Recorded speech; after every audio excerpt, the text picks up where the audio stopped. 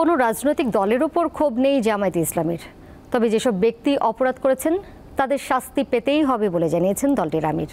রাজধানীতে দুপুরে সাংবাদিকদের সঙ্গে মতবিনিময় অনুষ্ঠানে মন্তব্য করেন তিনি। আগামীতে নির্বাচনের মাধ্যমে ক্ষমতায় আসলে সাংবাদিকদের মত প্রকাশের স্বাধীনতায় সর্বোচ্চ গুরুত্ব দেওয়া হবে বলেও জানান জামায়াতের এই শীর্ষ নেতা।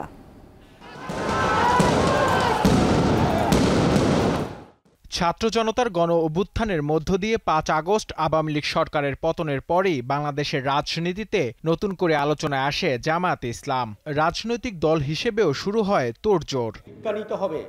শ্রীলঙ্কার দিকে এর অংশ হিসেবে রাজধানীর গুলশানের একটি হোটেলে প্রিন্ট ও ইলেকট্রনিক মিডিয়ার সাংবাদিকদের সাথে মতবিনিময় সভার আয়োজন করে দলটি। এতে অংশ নেন বিভিন্ন গণমাধ্যমের প্রধানরা। রাজনৈতিক দলগুলোর মধ্যে কোথায় যেন একটা অনৈক্যের সুর কখনো কখনো অনুভূত হয়। আমি মনে করি যে এই অনৈক্যের সুরকে অ্যাড্রেস করে এটাকে ঝামেলা মুক্ত করে একটা জাতীয় সরকারের দিকে এগিয়ে যাওয়া ঠিক হবে কিনা এটা ভেবে দেখতে পারেন। আমরা মাস্তান মুক্ত সাংবাদিক সমাজ চাই, আমরা লেজুর ভিত্তি মুক্ত সাংবাদিক সমাজ চাই।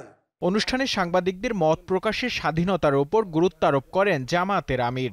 কখনো যদি আমাদের হাতে এই সুযোগ আসে, আপনাদের যে প্রতিশ্রুতি আপনারা আশা করেছেন সেই জায়গাটাই বলতে পাবেন।